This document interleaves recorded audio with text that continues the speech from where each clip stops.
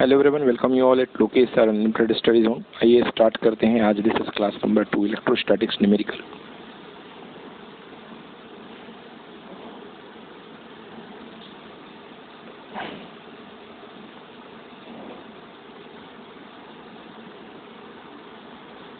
Number 2। चलिए देखिए, इसमें पहला क्वेश्चन देखते हैं। ओके, पहला क्वेश्चन है क्वेश्चन नंबर, कल हमने 14 तक कर लिए थे, आज हम क्वेश्चन नंबर 15 से कर रहे हैं। क्वेश्चन नंबर 15 है, हिंदी में 4 संधारित्र दिए हुए चित्र के अनुसार एक परिपथ में जुड़े हुए हैं। ए और बी के बीच में धारिता माइक्रोफैरड में क्या होगी। देखिए यहाँ पे आपके सामने क्वेश्चन दिया गया है। पहले मैं आपको इसका डायग्राम बना के दिखाता हूँ कि डायग्राम कैसा है। ओके, ये हिंदी में दिया हुआ है क्वेश्चन कि 4 संधारित्र जुड़े हुए हैं। अब मैं इसको इंग्लिश में कन्वर्ट कर रहा हूँ। देखिए हो क्या रहा है कि there are 4 capacitor like this point is A, this is 2 microfarad, again 2 microfarad,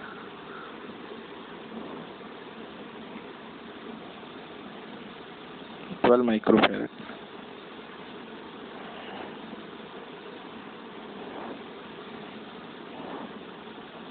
microfarad, and this point is B. They are connected like this way. Okay, and you need to find the total capacity of the capacitor between A and B. बेटा A और B के बीच में आपको capacity find करनी है। बोलो clear हुआ? आपको ये पॉइंट इसका कुछ नाम दे दीजिए बेटा। C है इसका नाम। क्या है इसका नाम? C है। ओके, अब इसको अपन को डायग्राम को थोड़ा सिंप्लीफाई करना है बेटा। इसको अपन को सिंप्लीफाई करना है।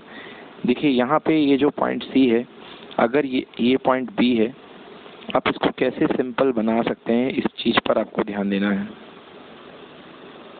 देखिए बच्चों, तो ये जो पॉइंट A है, तो ये टर्मिनल कॉमन है A है, ये पॉइंट भी A है, बीच में कैपेसिटर आ गया तो कुछ ना कुछ पोटेंशियल ड्रॉप हो गया होगा।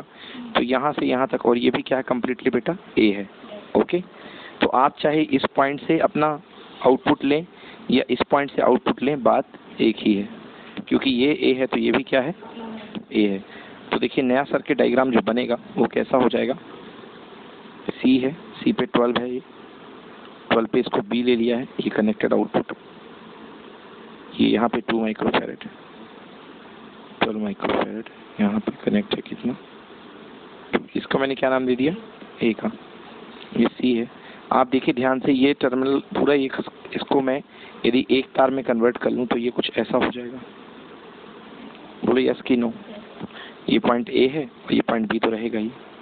कितना हो गया, ये 2 हो गया और ये कितना हो गया, 2 माइक्रोफैरड। 2 और 2 का पैरेलल क्या होगा, 4 होगा। 2 और 2 का पैरेलल होगा 4, तो 4 हो जाएगा। तो C और A के बीच में 4 लग जाएगा। तो C, ऊपर वाला पॉइंट C ले लिया है, C पॉइंट और A पॉइंट के बीच में 4 माइक्रोफैरड, क्योंकि 2 और 2 4 हो गया, ये 4। देन इसके बाद क्या कनेक्टिविटी है यहाँ पे, 12, यहाँ पे B से आउटपुट चाहिए अपन को, और ये A। ओके, और यहाँ पे 2 माइक्रोफैरड।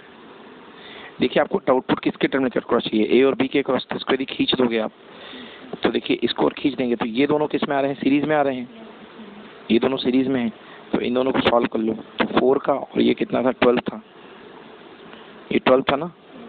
देखिए 12 था बच्चों, 4 और 12 सीरीज में आ गए। तो सीरीज का 4 और 12 सॉल्व कर लो, क्या हो जाएगा, सीरीज का 4 और 12, 1/C equal to 1/4 plus 1/12, 1/C equal to 4 और 12 का एलसीएम कितना, 12 ही होता है ना। यहाँ कितना आ गया, 3, यहाँ आ जाएगा 1। सो 1/C इक्वल टू 4/12, यानी कि C इक्वल टू 3।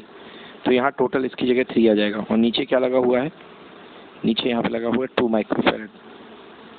तो एक कुल मिला करके A टर्मिनल के ऊपर की तरफ जो आ गया है वो आ चुका है 3 माइक्रोफैरड, और नीचे की तरफ क्या काम कर रहा है बेटा, 2 माइक्रोफैरड। क्लियर हो गया, 2 माइक्रोफैरड। तो 3 और 2 का पैरेलल कितना आएगा answer, 5 microfarad. So correct answer is of this combination equal to 5। तो याद रखिएगा थोड़ा सा टर्मिनल वाली थोड़ी, अगर ये A है तो ये भी A होगा, ये भी होगा, हर जगह A होगा, और जहाँ तक कोई कैपेसिटर नहीं आया वो A होगा। ठीक है ना। तो इस टर्मिनल को देख के परेशान होने की जरूरत नहीं है। Any problem? Next is question number 16। Question number 16 पढ़ता हूँ। बहुत सारे दिए हुए समान संधारित्रों जिन पर 8 माइक्रोफैरड 250 वोल्ट अंकित है द्वारा एक संधारित्र 16 माइक्रोफैरड और 1000 वोल्ट को बनाने के लिए गिनती में कम से कम कितने संधारित्रों की आवश्यकता पड़ेगी? देखिए, in English there are so many capacitor in which 8 microfarad and 250 volt is rated. तो देखिए, आपके पास जो एक कैपेसिटर है उसमें कितना रेटेड है आपको बताइए? 8 माइक्रोफैरड और 250 वोल्ट रेटेड है। ओके, अब कह रहा है कि इन ऐसे बहुत सारे कैपेसिटर्स का यूज़ करके आपको एक बड़ा कैपेसिटर बनाना है जिसकी कैपेसिटी 16 माइक्रोफैरड और जो वोल्टेज हो वो 1000 वोल्ट हो। जो वोल्टेज हो वो कितनी हो? 1000 वोल्टेज हो। समझ में आ गया? चलिए, तो एक चीज़ तो जान लीजिए कि 1000 वोल्ट कब होगा? जब 250 का अपन 4 का सीरीज बनाएंगे। तो 8 की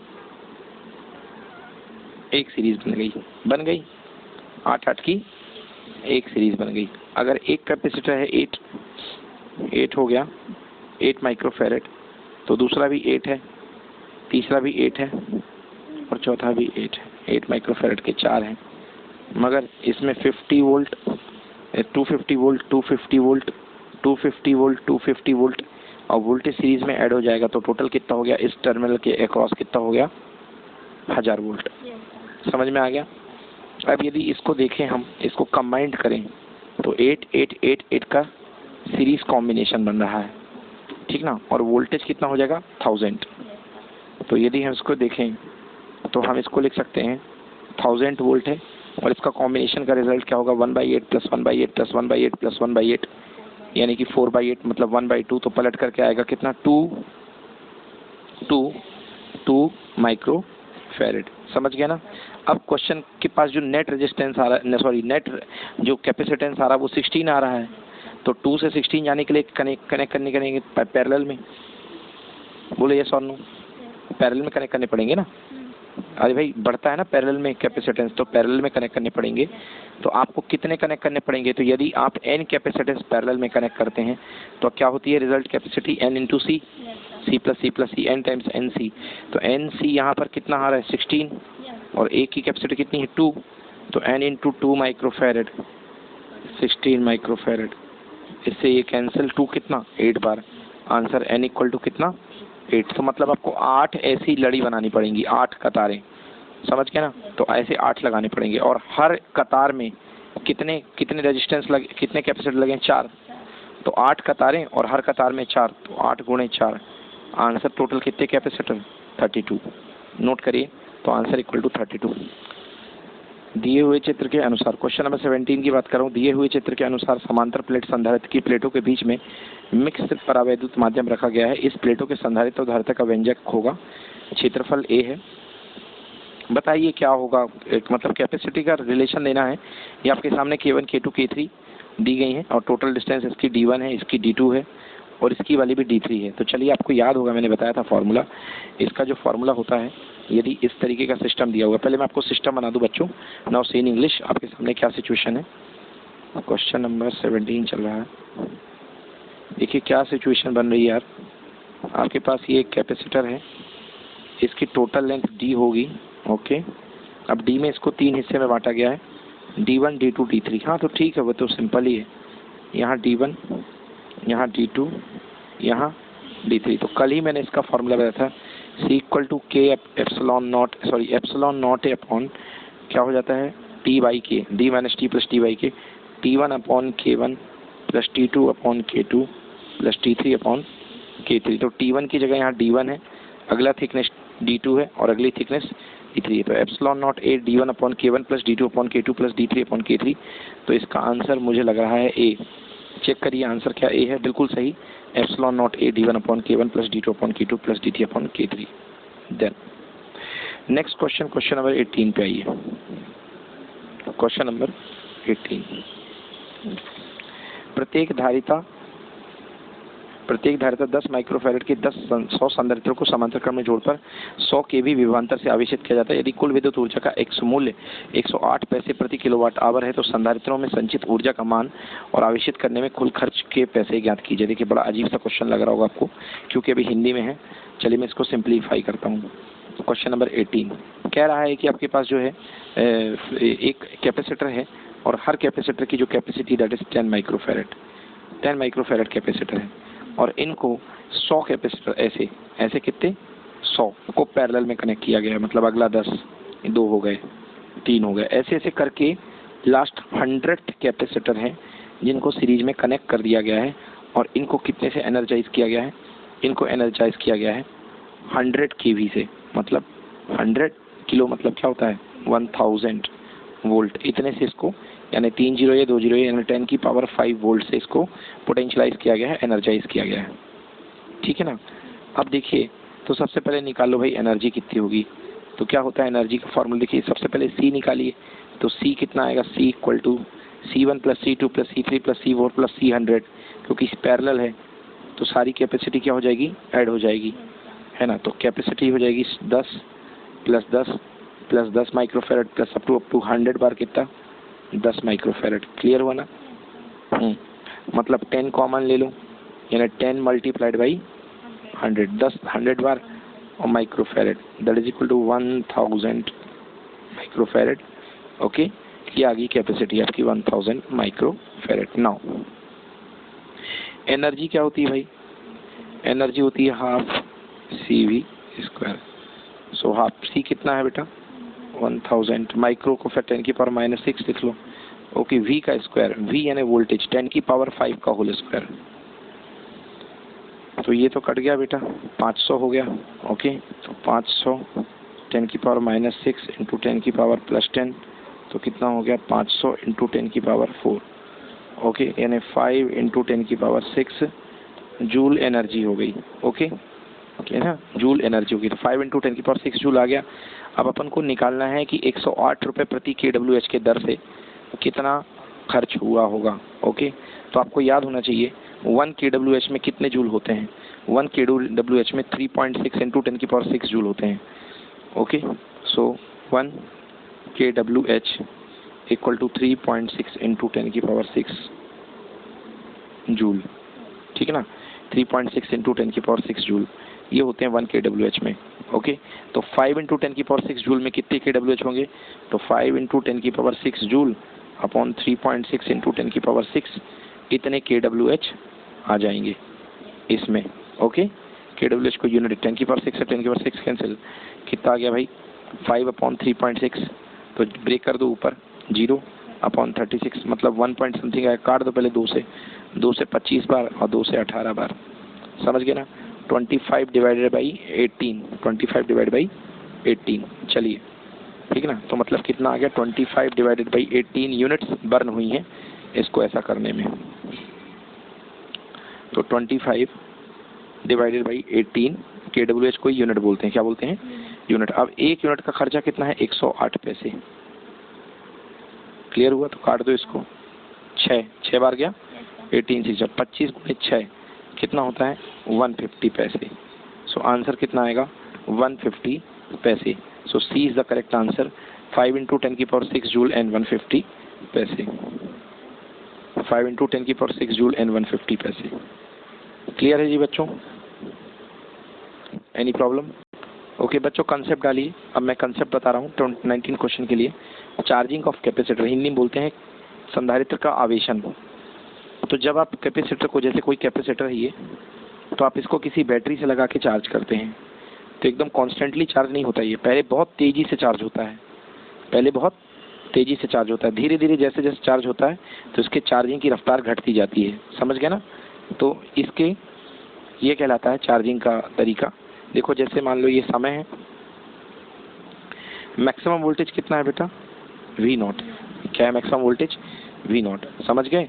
तो स्टार्ट होता है, चार्जिंग होनी होती है। अब यहाँ पे V0 आपने लगा रखा है, ओके V0 बैटरी लगा रखी है। तो जब t इक्वल टू 0 रहा होगा तो V0 वोल्टेज पे होता है। फिर जैसे जैसे समय होता जाता है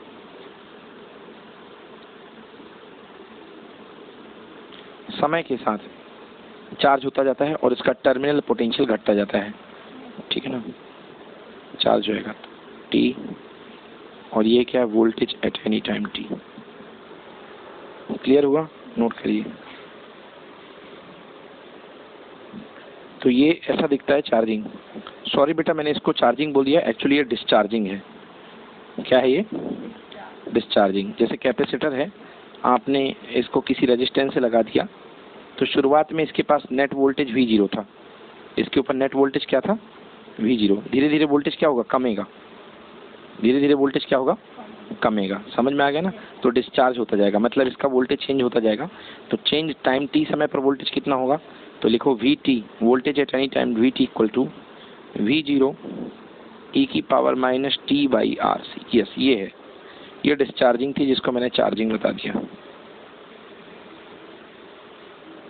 ठीक है ना। V is equals to e की power minus t by RC। इसी वजह से RC को टाइम कांस्टेंट बोलते हैं, इसीलिए, क्योंकि टाइम की, इसकी यूनिट टाइम की यूनिट की होती है, इक्वल होती है। तो RC को अपन क्या बोलते हैं, टाइम कांस्टेंट। फिर से बता देता हूँ, ये कौन सा कर्व है, डिस्चार्जिंग है ना। शुरुआत में इसका वोल्टेज कितना था V0, भाई तभी तो वोल्टेज बड़े से घट रहा ना। अगर चार्जिंग होती तो घट के बढ़ता है। यदि इसका चार्जिंग का डायग्राम देखोगे आप, तो इस तरीके से आएगा, ये चार्जिंग ऐसी हो जाएगी इसकी, ठीक ना। बट ये कैसा है, डिस्चार्जिंग। चार्जिंग कहाँ से होती है, 0 चार्ज से, मैक्सिमम वोल्टेज तक आप चार्ज करोगे। बट डिस्चार्जिंग का होती है मैक्सिमम टू 0। समझ में आया। तो बेटा क्या हुआ formula, Vt is equal to V0 maximum charge e की power minus t by RC। Clear हुआ। तो ये चार्जिंग डिस्चार्जिंग थोड़ा सा ग्राफ है, इसमें क्वेश्चन बन रहा अपना क्वेश्चन नंबर 19, उसको अपन करेंगे, देखिए, है ना। तो फॉर्मूला अपने काम का है, फॉर्मूला लिख लेते हैं अपन। क्वेश्चन नंबर 19 का फॉर्मूला क्या है, फॉर्मूला है Vt equal to V0 e की power minus t by RC, ठीक है। क्लियर हुआ। अब चलिए क्वेश्चन मैं बताता हूँ आपको, क्वेश्चन क्या कह रहा है। क्वेश्चन ये है, क्वेश्चन नंबर 19, एक संधारित्र की प्लेटों को 320 वोल्ट विभवांतर से आवेशित करने के बाद एक प्रतिरोधक से जोड़ देते हैं। देखिए, ठीक है, अभी पहले इंग्लिश में पढ़ लेता हूँ। संधारित्र के बीच का विभवांतर समय में चरघातांकी 6 होता है। 1 सेकंड के बाद संधारित्र की प्लेटों के बीच विभवांतर 240 वोल्ट मिलता है। तो 2 और 3 सेकंडों के बाद प्लेट के बीच में विभवांतर का मान क्या होगा। चलिए मैं क्वेश्चन समझा देता हूँ आपको। क्या कहा गया है कि एक जो कैपेसिटर था, एक कैपेसिटर था, इसको स्टार्टिंग में बेटा 320 वोल्ट के वोल्टेज से चार्ज कर दिया गया, 320 वोल्ट, यानी स्टार्टिंग वोल्टेज जो सबसे मैक्सिमम था। तो V0 कितना है बेटा, 320 वोल्ट। ओके, 320 वोल्ट से चार्ज कर दिया गया है। अब कह रहा है कि इसको चार्ज करने के बाद, फुल टू चार्ज करने के बाद आप इसमें क्या जोड़ रहे हो, रेजिस्टेंस। क्या जोड़ रहे हो बेटा, रेजिस्टेंस। तो रेजिस्टेंस जोड़ोगे तो क्या होगा बेटा, डिस्चार्ज होगा। ये रेजिस्टेंस में अपना चार्ज फ्लो कराएगा और क्या हो जाएगा, डिस्चार्ज हो जाएगा, ठीक ना। अब रेजिस्टेंस जोड़ने के बाद कह रहा है कि 1 सेकंड के बाद, जो 1 सेकंड के बाद संधारित्र की प्लेटों में बीच विभवांतर 240, मतलब कि after t second, 1 second, after 1 second, यानी कि t इक्वल टू 1 पे जो वोल्टेज मिलता है वो कितना मिलता है इसको बेटा, 240। मतलब शुरुआत में कितना था बेटा, देखो ध्यान से, शुरुआत में इसका टोटल वोल्टेज कितना था, 320 था। 320 था कब, जब समय कितना था, t इक्वल टू 0। 1 सेकंड में ही, 1 सेकंड में ही 320 से गिर के सीधे वोल्टेज कितना आ गया बेटा, 240। ये वोल्टेज है और ये टाइम है। तो टाइम के साथ 1 सेकंड में ही कितना गिर के आ गया, 240। समझ में आ गया। आपको बताना है कि तो 2 और 3 सेकंड के बाद, मतलब 2 और 3 सेकंड के बाद, मतलब जब ये 1 सेकंड के बाद की हालत है, 2 सेकंड के बाद वोल्टेज कितना हो जाएगा और 3 सेकंड के बाद वोल्टेज और कितना हो जाएगा। मतलब यहाँ पे आपको वोल्टेज बताना है और यहाँ पे आपको वोल्टेज बताना है। बोलिए आया समझ में क्वेश्चन कि नहीं आया, आ गया ना। चलिए अब इस क्वेश्चन को करते हैं। अपन जानते हैं कैसे लगेगा फॉर्मूला, ये वाला अपन जानते हैं, V at any time t equal to V0 e की पावर होता है माइनस t बाई कितना, RC। अब स्टार्ट में हमको V0 0 सेकंड पे कितना दिया गया, 320। कितना दिया गया है, 320 दिया गया। मतलब V0 इक्वल टू कितना दिया गया है, 320। ओके, और 1 सेकंड में कितना हो जाता है बेटा रेजिस्टेंस, 240 और वोल्टेज। तो 1 सेकंड में कितना हो गया, 240। V0 की वैल्यू क्या है बेटा, 320 e की पावर माइनस कितना, 1 बाई RC। अरे t की वैल्यू 1 सेकंड है ना, तो t की वैल्यू 1 बाई RC। क्लियर हुआ कि नहीं हुआ, है ना। तो बेटा इसको सॉल्व कर लो। 240 अपॉन 320 इक्वल टू कितना हो गया, e की पावर माइनस 1 अपॉन कितना, RC, ठीक ना। e की पावर माइनस 1 अपॉन RC। सो आप ये e की पावर माइनस 1 अपॉन RC इसको कैंसिल कर दो, ये से ये कट गए, 4 से कितने कट गए, 6 बार, 4 से कितने बार, 8 बार, 2 से 3 बार, 2 से 4 बार, यानी e की पावर -1/RC की वैल्यू कितनी आ चुकी है? e की पावर -1/RC की वैल्यू आ चुकी है कितनी? 3/4। बोलो यस कि नो? e की पावर -1/RC की वैल्यू आ चुकी है 3/4। इसको नंबर 1 दे दो। अब देखिए अपन को क्या निकालना है? वोल्टेज निकालना अपन को 2 सेकंड पे 3 सेकंड पे। तो वैल्यू पुट करो 2 सेकंड और 3 सेकंड वाली। तो अपन जानते हैं फॉर्मूला क्या होता है, VT। तो T कितने सेकंड पे? 2 second equal to V0 320 e की पावर -T/RC। T/RC मतलब कितना हो जाएगा? -2/RC। बोलो यस और नो? तो 320 इसको मैं लिख सकता हूँ e की पावर -1/RC का होल स्क्वायर, क्योंकि इसका मल्टीप्लाई हो जाता है मैथ्स में, तो -1/RC। तो 320 e की पावर -1/RC की वैल्यू कितनी आई थी? 3/4 आई थी। अभी देखिए e की पावर -1/RC की वैल्यू कितनी आई थी? 3/4। तो यहाँ पे मैं लिख सकता हूँ 3/4 का होल स्क्वायर। तो 320 मल्टीप्लाइड बाई 3 का स्क्वायर 9, 4 का स्क्वायर 16, 16 से कितने बार गया? 20 बार, है ना? तो आंसर कितना है बेटा? 180। सही कर रहा हूँ? तो V2 गलती कर दी बेटा, ऊपर 9, हाँ 9 है, सही है, ठीक ना? -3, तो V2 -T/RC। 320 16 से 2 बार और 0, 3/20। यस, ये पहला आ गया, ठीक है, बिल्कुल सही है। तो बेटा पहला आ जाए कितना? 180 वोल्ट। बिल्कुल सही जा रहे हैं, कोई दिक्कत नहीं है। कितना हो गया?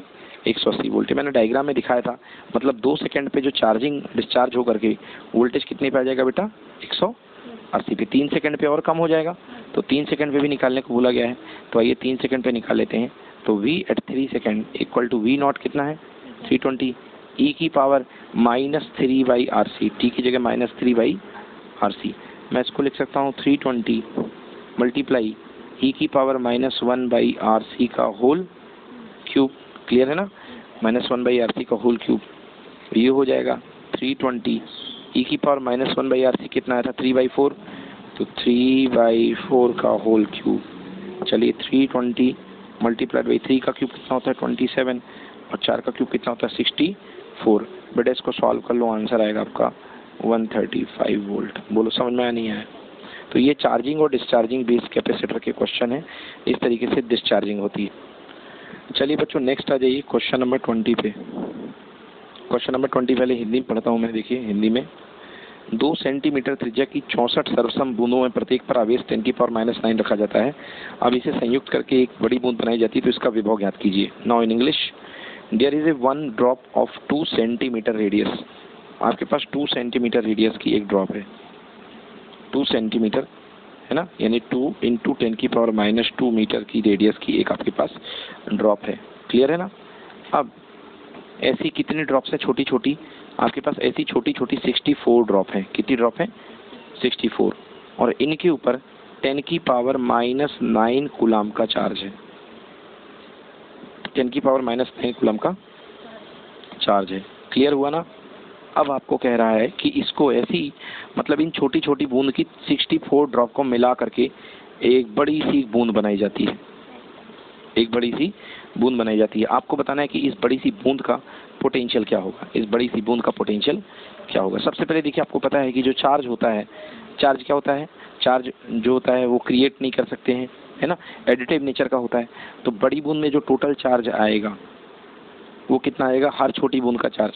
तो 64 बूंदे हैं, तो आंसर आएगा 64 × 10⁻⁹ कूलम। बोलिए यस कि नो? ये ऐड हो गया चार्ज। ओके, अब हमको क्या निकालना है? बड़ी बूंद का पोटेंशियल। तो बड़ी बूंद के पोटेंशियल के लिए हमको चाहना पड़ेगा बड़ी बूंद की रेडियस। यस और नो? चलिए, तो क्या किया हमने? छोटी छोटी 64 बूंद को मिला के, यानी 64 times of 4/3 pi small r cube equal to बड़ी वाली बूंद 4/3 pi capital R cube. 4/3 pi से 4/3 पाई कैंसिल, छोटी छोटी बूंदें 64 small r cube equal to capital R cube. So capital R equal to 64 का रूट हो जाएगा क्यूब रूट 4, और ये क्या हो जाएगा? R, 4R। बोलो आया समझ में? नहीं आया? आ गया। अब बड़ी बूंद का potential V equal to 1/4πε0 into Q/R। ये होता है पोटेंशियल सरफेस पर भी, अंदर भी, बाहर भी, पोटेंशियल हर जगह सेम होता है। ओके, क्लियर हो गया ना? यस। तो ये पोटेंशियल हो गया। तो पोटेंशियल का फॉर्मूला V इक्वल टू 1/4 पे एप्सिलॉन नॉट 9 इंटू 10 की पावर 9। Q कितना निकला है बेटा, देखिए 64 इंटू 10 की पावर -9। बोलो यस और नो। 64 इंटू 10 की पावर -9 ये पोटेंशियल था। और अपॉन R, R कितना निकला है बेटा 4, और स्मॉल r की वैल्यू मैंने शुरुआत में लिखी थी 2 इंटू 10 की पावर -2। ये क्या हो गया बेटा, कैंसिल। ओके, 4 से 64 कैंसिल हो जाएगा, और 4 और 2 8 हो जाएंगे, और 8 से कितने बार, 8 बार। तो V इक्वल टू 72 अपॉन 10 की पावर -2। ओके, 72 अपॉन 10 की पावर -2। सो आंसर 72 इंटू 10 की पावर 2। यस और नो, 72 इंटू 10 की पावर 2। यदि और अच्छा इसको लिखो तो लिख सकता हूँ 7.2 इंटू 10 की पावर कितना, 3 वोल्ट। ओके, तो आंसर मेरा ए है। चेक करते हैं क्या आंसर ए है। बिल्कुल सही है बच्चों, आंसर एकदम सही है। इसको दिलेरी से नोट करो यार, ठीक है ना। Question number 20। अब बच्चों मैं ऐसे क्वेश्चन की आपको शॉर्ट ट्रिक बता देता हूँ, इतना सब कुछ नहीं करना पड़ेगा, जिसमें आप कई बूंदों को मिला के बड़ी बूंद में बदलते हो। इसकी शॉर्ट ट्रिक लिख लो बेटा। ये जो बड़ी बूंद होती है वो छोटी बूंद का n की पावर 1/3 इंटू स्मॉलर होती है। n मतलब जितनी बूंदें मिलाए हो। जैसे 64 था यहाँ, तो 64 का क्यूब रूट कितना आएगा, 4। Next answer, potential V is equal to होता है बेटा n की पावर 2/3 इंटू ओल्ड पोटेंशियल। तो इस बार तो अपन को ओल्ड पोटेंशियल भी पता नहीं था, तो इसमें तो ये ट्रिक नहीं लग सकती थी, क्योंकि अपन को ओल्ड पोटेंशियल भी पता नहीं था। बट यदि ओल्ड पोटेंशियल पता है तो अपन को ये लगेगा। समझ में आ गया ना। नेक्स्ट, नई वाली कैपेसिटी इक्वल्स टू, नई वाली capacity is equals to n to the power 1/3 into old capacity. ये लिख लो, नई कैपेसिटी ये V डैश, ये R डैश, नई रेडियस है तो कैपिटल R ही चलेगा। n to power 1/3 capital C। समझ गया ना। और नया वाला charge Q dash equal to n times of capital Q, क्योंकि चार्ज जो होता है सीधे एडिटिव नेचर का होता है, ऐड होता जाएगा। ठीक है, चलिए student, thank you so much. आज के लिए इतना ही, नमस्कार।